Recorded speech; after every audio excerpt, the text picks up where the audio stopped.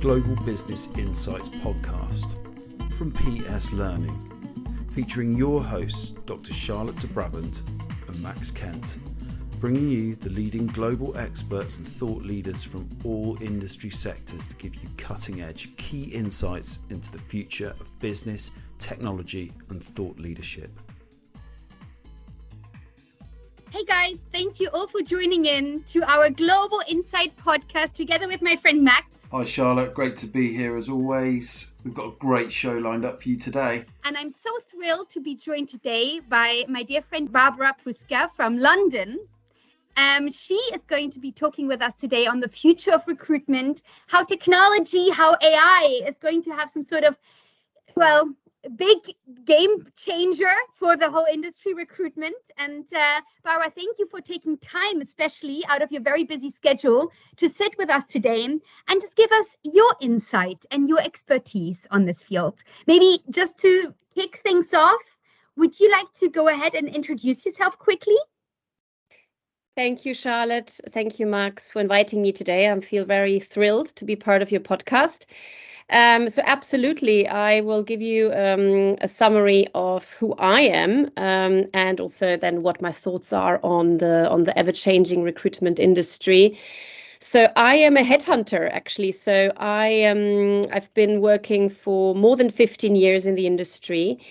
I call myself a headhunter because I operate more at the senior end of recruitment, which is executive search, essentially. So that means recruiting very senior profiles. So we're talking the top C-suite level, so CEO, CFO, so all the senior management as well as board members, so non-executive directors and chairmen.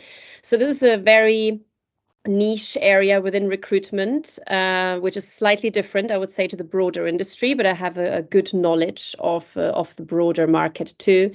I am focused on healthcare. Actually, last year I branched out on my own, and so focused on healthcare, all the subsectors within it globally, and I work mainly with private equity investors as well as VC investors, helping them find the right leaders for the companies they invest in. So I go out, so they give me a brief typically on what sort of role they're trying to fill.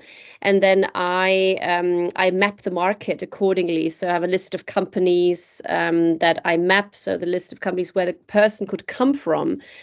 So it's typically quite sector specific. If it's a CEO with a CFO, slightly more sector agnostic, but it's a very targeted and structured approach. Whereas with recruitment, you often have the job boards and it's more of a mass market model, or of course, LinkedIn is a platform we all know. So a lot of recruitment is done through that. Whereas I don't use LinkedIn that often.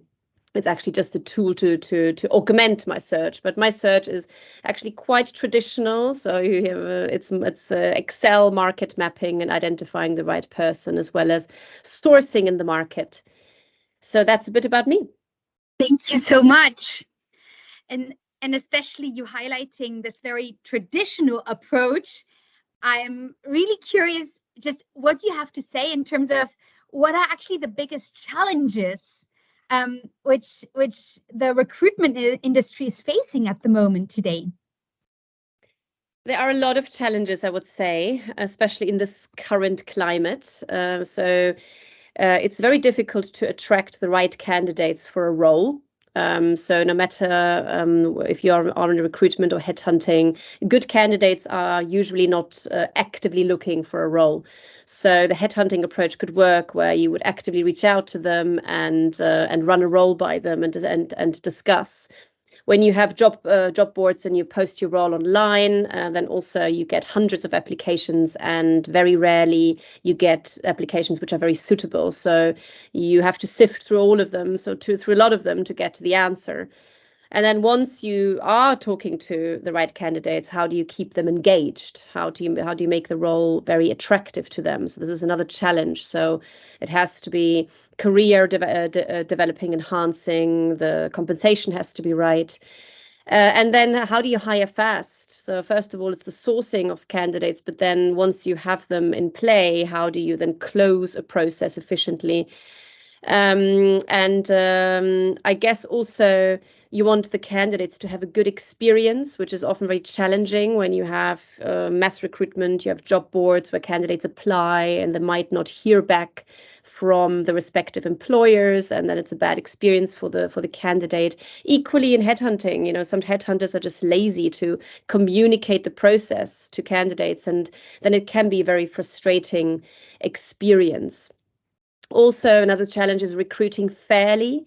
So we have a lot of talk about diversity and inclusion, and how do you not exclude certain candidates. But the challenge here is that, especially my clients, they give me a very prescriptive profile. So they tell me, this is the type of person we're looking for. And there it's very difficult to bring in somebody who maybe hasn't done what the client is looking for, and bring in like a left field candidate, I like to call them. So it's very tricky. But that left field candidate might well be a female or somebody from a diverse background, a bit more interesting, certainly has the potential to succeed in the role, but might not have done it before. So there's often the challenge there, that clients have unexpected or have expectations which are unrealistic when hiring candidates. So these are just a few examples, I would say.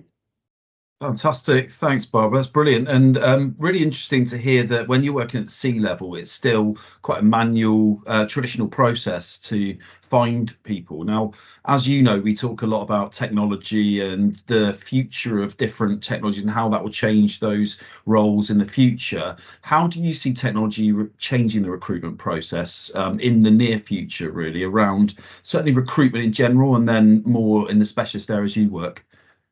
So the areas where I work in executive search, it's mainly around, so technology can help around the process, so making it more efficient. So for instance, I use a CRM, so it's a database where I load the candidates into, and then I can easily manage the process. So this is a software, it's cloud-based, and I then classify candidates according to different stages they are at. So are they in the pipeline? Have I spoken to them? Shortlisted? So you have different stages, and then you add your notes to the system, you add the CV. So it's becoming a lot more efficient, or time efficient, let's say, because previously you would have these long reports of candidate profiles which you would write manually. CVs would be formatted according to the brand of the headhunter, which was all very clunky and took a lot of time. Now this can all be automated by having like a profile from LinkedIn be parsed into the platform, and all the roles will be populated into the system. So I'm using a platform like that. So you've got companies like Invenias, like FileFinder, Ezekia is the one I'm using. So they're all very similar. I've struggled to find the difference between them. Some are a bit more user-friendly than others, but there it's really more the back-end side, where technology can help. When it comes to recruitment, there are some clever platforms, especially startups use them, and larger corporates, to also manage the process, but it's more of an integrator of job boards. So there's a company called Workable, for instance, and Workable pulls all the applications from a LinkedIn, from various university job boards. So it plugs into all of them and then has all the applications in one place. And then again, you process manage on there. You can rate candidates, you can add your notes. And also you can ask candidates to record a video of themselves, which I find quite interesting, which will not work in my part of the market, but it does in recruitment, where you say in 3 minutes, these are types of questions I want answered. So instead of taking your time to interview them, you would give them a few questions up front and get the candidates to record themselves in a video. So clever things like that. And giving them a time limit, which is always good, So usually, sometimes you can get stuck in a candidate interview which lasts for a long time, and then you waste your time if it's the wrong candidate. So a number of different things. So job boards, obviously very efficient because you can source a lot of candidates in a short amount of time. LinkedIn, for instance, you post a role and then somebody just has to click, I want to apply for this role without having to fill in any long application forms. It's just so efficient. But the downside of it is that you get a lot of applications and the employer needs to sift through them, and it's very hard to find the right candidate in this way. Wow, what a great answer. And you've definitely touched upon also some examples of technology and how it's already been used in recruitment. So thank you so much. But just staying in that whole technology path, I would like to just ask just one additional question, how you think artificial intelligence and machine learning can actually improve the recruitment process per se. Maybe you have some more examples to share with us. Yes, absolutely. So again, in my part of the market, it's less likely that AI and machine learning will benefit the process anytime soon. It can happen more in recruitment, so the mid market and lower level of recruitment, where I believe an AI tool could help to sift through CVs, so pick up on certain keywords in CVs and then help the client sift through a lot of applications. So let's say you receive 500 applications for your job post and you want to get to a short list. How do you get to, the best 10 profiles? So then a tool could help you navigate through that. The danger here is that, again, you need to teach the AI tool what to look for. Is keywords enough? Maybe a CV isn't written appropriately. But also you want it to have access to a large amount of data. So again, where do you get the data from? How is it collated? What do you need to teach it first before it can do a good job for you? But I can see that the future there is that it can pre-choose some of the candidates that are suitable for a role, and then for you to only look at the top 50 applications of the 500, for instance. So narrowing down the list of candidates. Or maybe a chatbot tool, again, where on the platform it would ask you a few questions, have you managed a P&L before? Do you have sector experience in this sector? And then the candidate needs to talk to the chatbot and, without a human being involved, do that pre-selection of candidates and then only put the best candidates forward. So this is where I see it can help. But we are still a bit further away from it. So I actually experimented with asking ChatGPT a question, who are the best private equity CFOs in the UK having done an exit in the past 5 years, and it didn't give me a proper answer, so I think it just needs to get more training and more bespoke AI tools specifically for recruitment and headhunting, which I haven't come across yet. So maybe it's still in the making. Maybe there are some companies who put the sexy AI word in front of their tool, but not many of them are actually that much AI. Interesting. And yeah, so it's interesting here about some of those risks. Some of the things I was thinking about as you're speaking there is clearly you've got that kind of higher level experience where, as you say, your roles and looking at that side of the market is less likely to be replaced. But at some stage, there'll be the people in the mid-market job roles looking to probably enhance their careers and come up to the sort of level that you're at and hopefully go into those roles. But at that point, AI may have already replaced them. So what do you see as those sort of future risks to the improvement of the market and how people can work through their recruitment careers? I think that the risk here is that, if technology is taking over too much in the recruitment world, that there will be a lack of personal touch. So, the lack of actually human evaluating if somebody is a good fit or not. Because beyond somebody's CV, there's a lot more that comes into play. It's the cultural fit with the organization. It's the, how somebody, like the energy levels, how do you assess that? And typically, in my job, I have to meet everybody face to face before I propose them to the client. So I think that will be quite challenging to to bring in the human touch somehow, and then not make it too impersonal. And some of the nuances might not be picked up on just from a profile that you see online, or by not meeting somebody in person. So it's then more, it becomes a lot more transactional, rather relationship driven, and recruitment should all be about relationship driven, because you're hiring a person for your company, right? So it's to increase the value of it, and to work with other people. So it's a people industry, and that's here's the danger, that if technology takes over, that some of the nuances cannot be picked up on. So that's what I would say are some of the potential risks and drawbacks. Thank you, Barbara.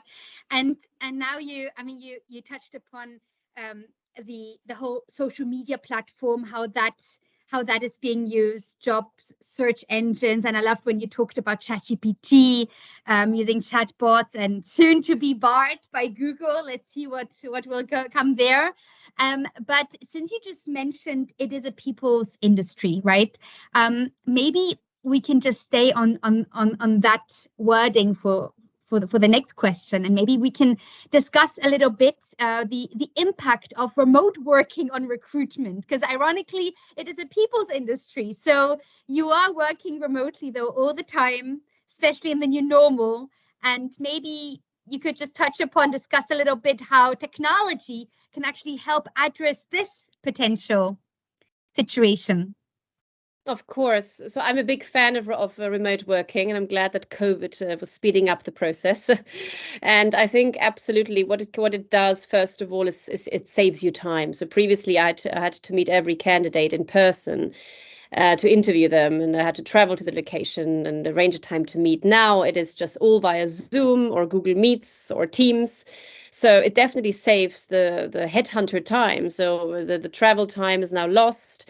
Or gone. I don't have to do that anymore, so I can find more candidates, because that's always a challenge in any recruitment process, to have enough of a pipeline of very suitable candidates.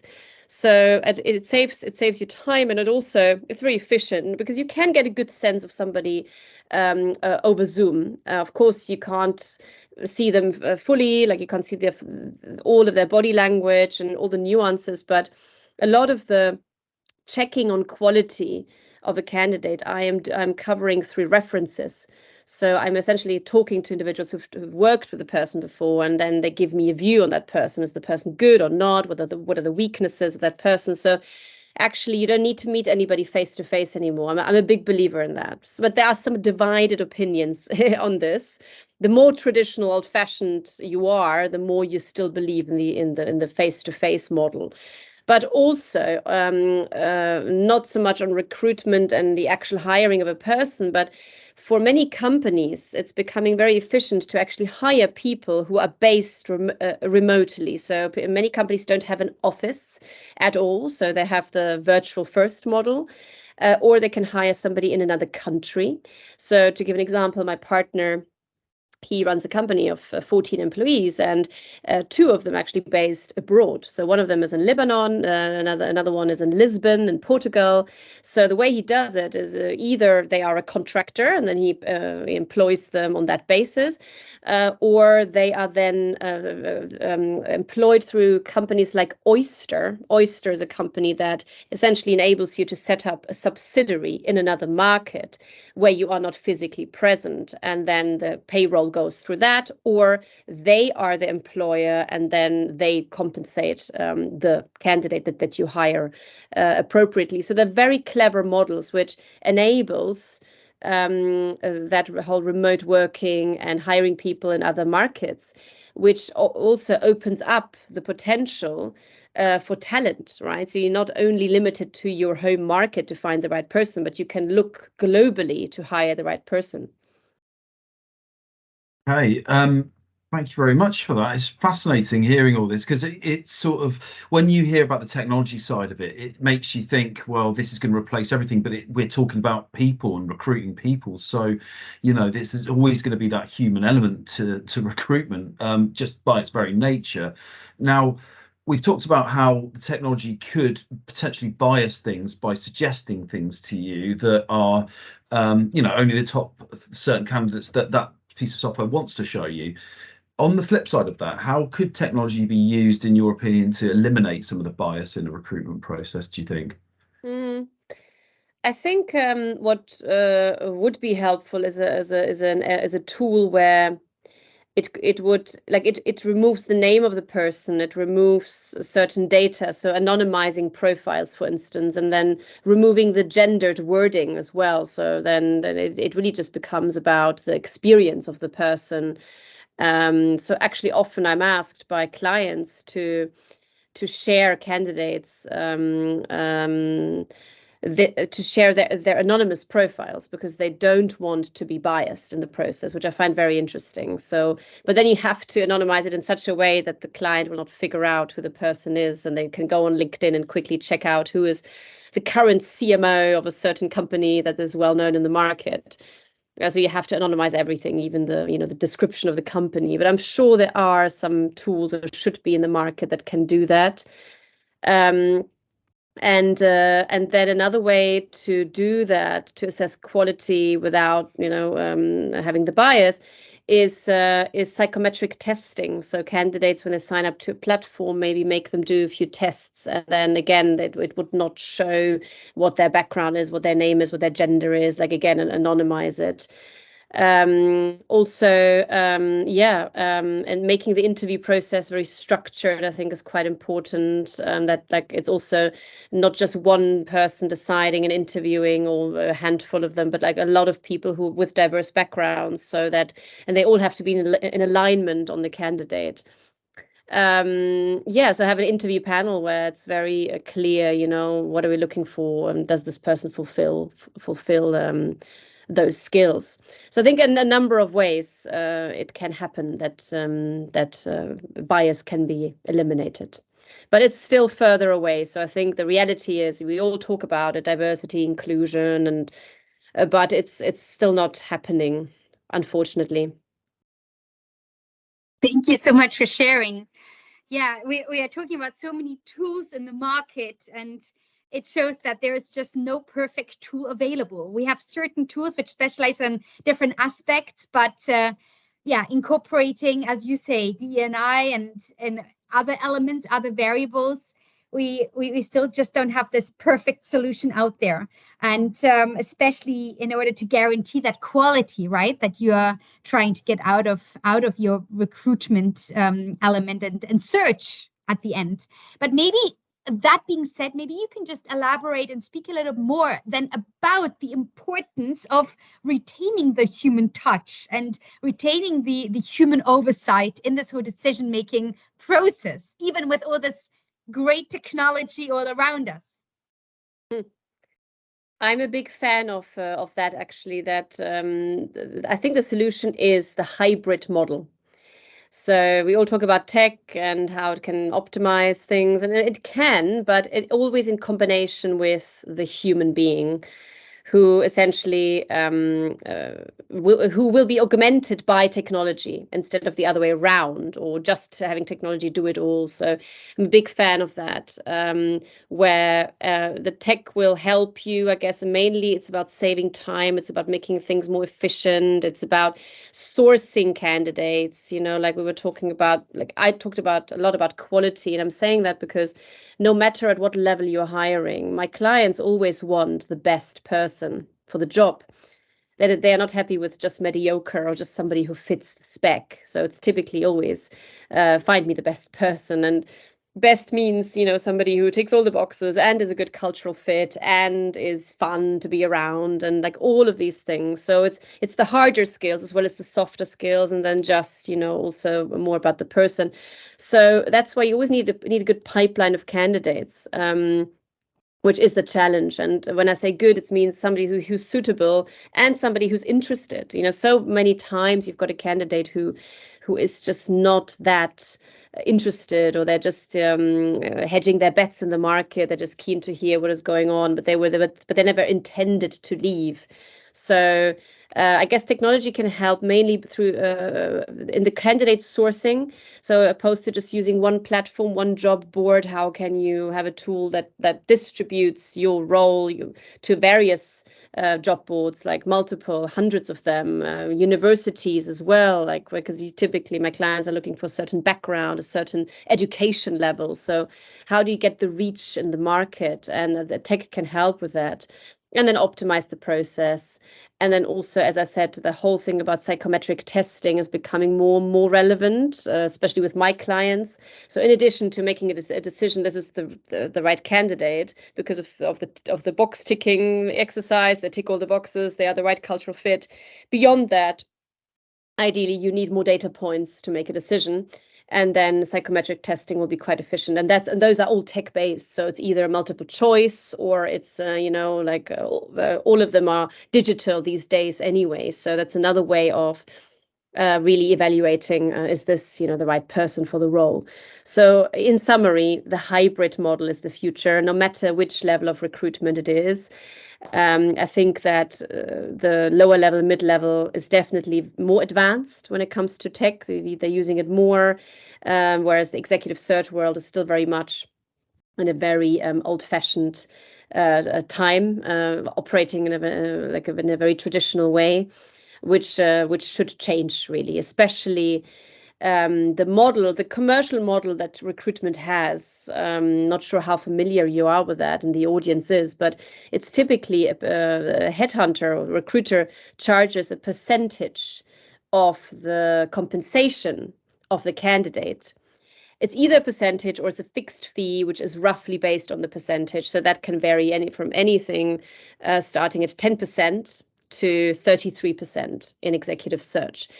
Which are big fees, and many clients don't have the means to pay for that. They don't have the big budgets, and there are clever platforms, so very specialist platforms. So there's one called Court, which is a platform where lots of tech talent is basically registered, and there the clients pay a monthly subscription of, let's say, £100 or £200, depending on how many hires you make and how many people we end up placing and using from the platform.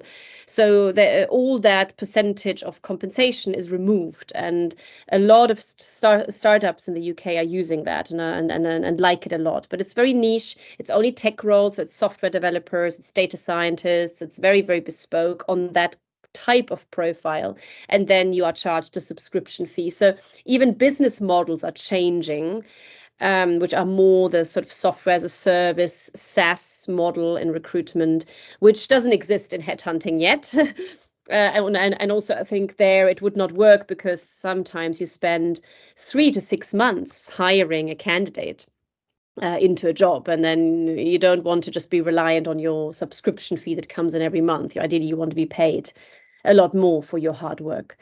So yes, just going back and summarizing, and all the great questions you've had were amazing, but it's the hybrid model is the future, but I think technology can definitely do a lot more for us. Especially the manual market mapping process. So that's one where I see the biggest pain point actually in my industry, where I would love an AI tool to help me analyze data in a better way, so that I don't have to do the manual mapping of let's say private equity deals of the past 10 years or so, and I have to sift through all these names. And so I think that would be very helpful. A candidate sourcing tool with a click of a button, give me, like, in a certain sector, geography, the candidates that I should be approaching for this role. So the long list generation, essentially. So the long list typically is 100 people or 200 people that you're considering for a role, but the mapping takes typically at least 2 weeks to do a proper job.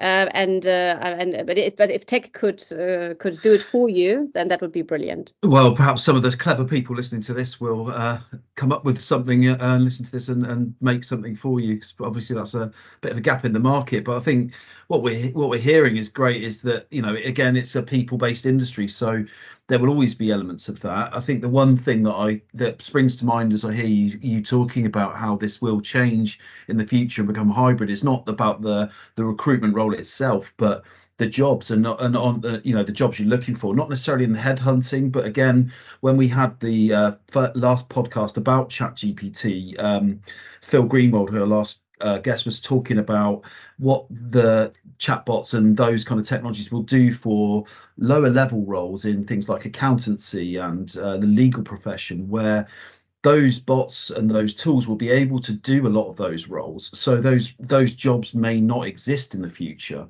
So what's your thoughts around that, and how it will change in the future in recruiting for the sort of roles that just aren't there anymore?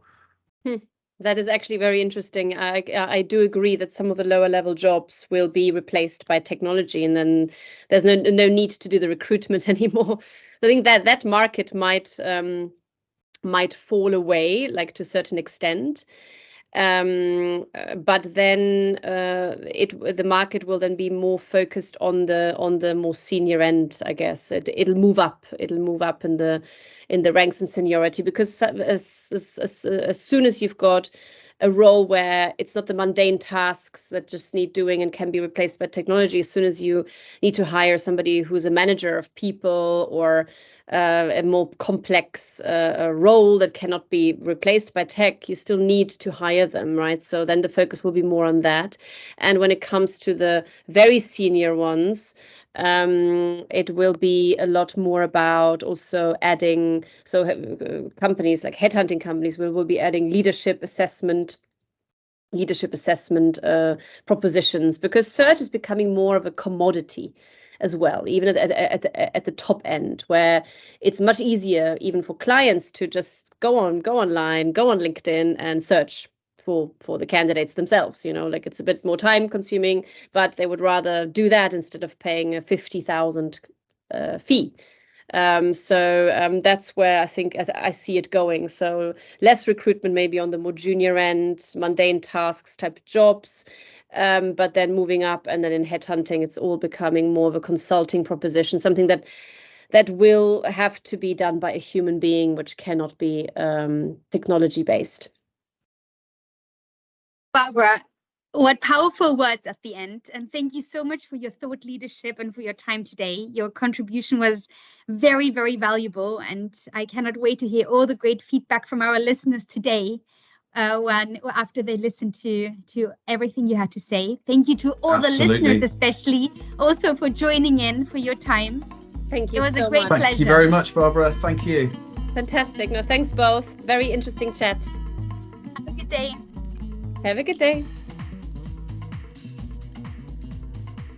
The Global Business Insights podcast from PS Learning.